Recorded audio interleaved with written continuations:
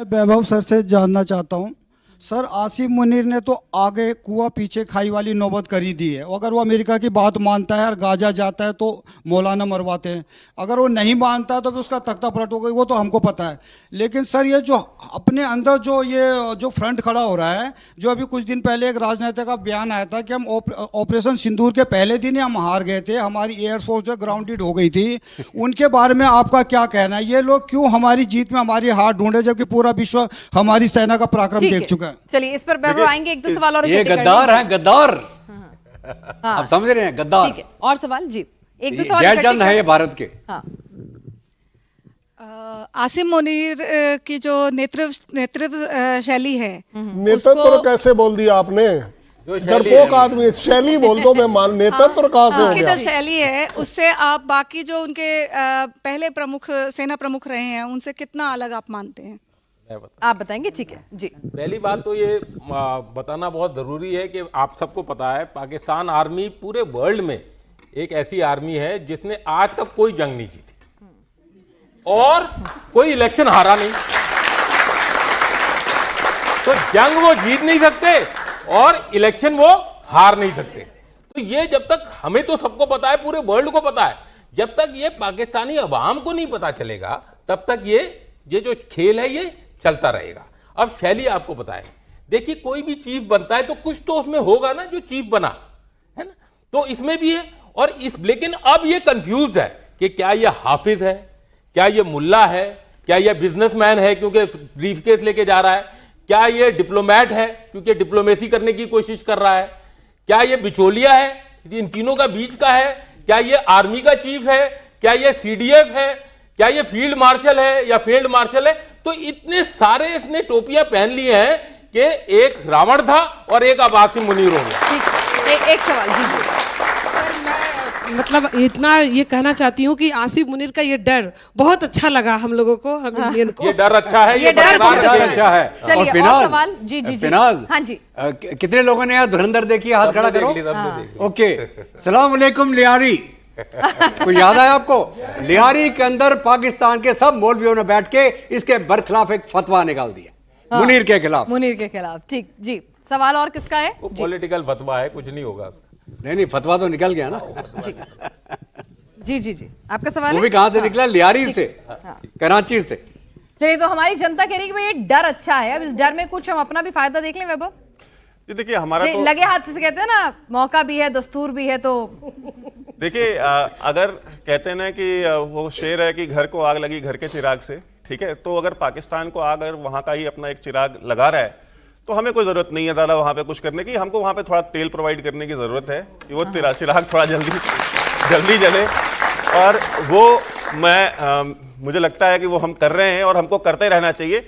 और एक जो सवाल मुझसे पूछा गया कि ये देश के अंदर जो लोग हैं जो ऑपरेशन सिंदूर के दौरान जिन्होंने बयान दिया कि किस तरीके से जो है कि हमारे सारी एयरफोर्स ग्राउंडेड थी। पहली बात तो ये है कि इस तरह के पॉलिटिशियंस के बारे में, इस तरह के जो एक्टिविस्ट हैं उनके बारे में मुझे कहने की जरूरत ज़्यादा कुछ नहीं है। बिपिन रावत हमारे जो सीडीएस थे, लेट बिपिन रावत, उन्होंने ऑलरेडी हाफ फ्रंट की बात की थी कि हम 2 फ्रंट नहीं 2.5 फ्रंट पे लड़ रहे हैं। एक फ्रंट चाइना का है, एक फ्रंट पाकिस्तान का और एक आधा फ्रंट जो देश के अंदर बैठा हुआ है।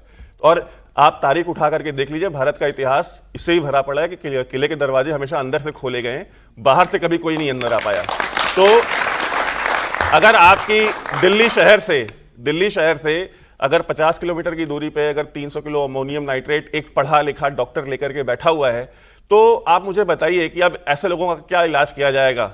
और यही वो लोग हैं जो कभी शाहीन बाग में बैठ जाते हैं, कभी कहीं जाके बैठ जाते हैं और दीपू चंद्र दास और जो हिंदुओं के साथ बांग्लादेश में हो रहा है उस पर इनके मुंह से आवाज नहीं निकलती, लेकिन इनको फिलिस्तीन में राफा तक दिखाई देता है, ढाका तक नहीं दिखाई देता। तो जिनको राफा तक दिखाई देता है लेकिन ढाका दिखाई नहीं देता, तो ऐसे जो लोग हैं ये हमारे यहाँ पैरासाइट्स हैं, ठीक है। ये इस देश के लिए दीमक है जो इस देश को अंदर से चाट रहे हैं, खोखला कर रहे हैं। और हमको सबसे ज्यादा इनसे सतर्क रहने की जरूरत है, क्योंकि बाहर तो फौजी खड़ा है बॉर्डर पे, वो तो देख रहा है, वो तो अपना काम कर रहा है, वो वीरगति को भी प्राप्त हो रहा है, वो उनसे लड़ भी रहा है। क्या हम एक समाज के तौर पे, एक जागरूक नागरिक के तौर पे अपने समाज के अंदर खड़े हैं? क्या हम जागरूक हैं? क्या हम अपनी आंखें खोले हुए हैं? क्या हमको चीजें दिख रही हैं या नहीं दिख रही हैं? I think Vaibhav, what matters है, जो आपका सवाल था ना उसमें मैटर क्या है, ये जो हम 100 लोग हैं इनमें से कौन बिलीव कर रहा है इस बात को कि हमारी एयरफोर्स ग्राउंडेड थी? अगर कोई आप कर रहा है? कर रहे हैं, नहीं कर रहे हैं ना? कोई नहीं अगर कर रहा आप ना, कर आवाज- रहे हैं या नहीं कर रहे हैं वो हाँ या ज्यादा ना? मैटर करता है। और उससे भी बड़ी बात, उससे भी कोई नहीं होता उससे भी बड़ी एक बात कर रहा हूं। चलिए एक सेकंड को मेरे सामने उन्हीं को खड़ा कर दीजिए कि जी ग्राउंडेड थी, तो अगले दिन उड़ी कैसे? भाई आप एक बात बताओ, जब ग्राउंड हो गई तो भाई साहब वो 11 एयरफील्ड पे कौन आया था? भूत आया था किसी का? तुम्हारा देखिए प्रूफ जो होते हैं ना वो अपने आप सामने आते हैं। मुझे किसी को कुछ प्रूव नहीं करना कि कौन एयर में था कौन नहीं था। आप एक बात बता दीजिए, इतनी दूरी पर 200, 300, 314 किलोमीटर पर जाकर अगर हमारी मिसाइल जाकर स्ट्राइक कर रही है, तुम्हारी एयर डिफेंस जो थी वो ग्राउंडेड थी क्या? आपकी एयर डिफेंस भी ग्राउंडेड थी, आपका रडार भी ग्राउंडेड था, आपके जहाज भी ग्राउंडेड थे। भाई हमने सब जो कुछ तबाही grounded मचाई आपका। उसके वीडियो पाकिस्तानियों ने बना के मैं तो भेजे हैं। इसीलिए दुनिया बोल भर रहा के हूं। एविएशन सेक्टर्स के उन्होंने experts दिया ने- सबूत, उन्होंने उन्होंने सबूत दिया, उन्होंने एक्नॉलेज किया है। और हम आपको एक बात बताऊं, ये धुरंधर पिक्चर आई थी ना, पहले दिन ध्रुव राठी का वीडियो आ गया था कि कितनी बेकार पिक्चर है। अब 1000 करोड़ कमा लिए ना, तो वो जो है जो झूठ होता है वो एकदम से उभर के आ जाता है, लेकिन जो सच है वो परतों से खुलता है। कोई अच्छी चीज है, कोई बेहतर चीज है, कोई प्रोफेशनल आर्मी है, वो अपने आप पता चलेगा, सच दिखेगा, एयरफील्ड पे दिखेगा। हाँ एक हाँ तो मैं ये पूछना चाहता हूँ कि हम बोल तो बहुत कुछ सकते हैं, हम मतलब पाकिस्तान की बुराई कर सकते हैं, उनका जो भी कर सकते हैं, पर बोलने से कुछ नहीं होता। क्या हम उन्हें उनकी मदद नहीं कर सकते, उन्हें अच्छा नहीं बना सकते?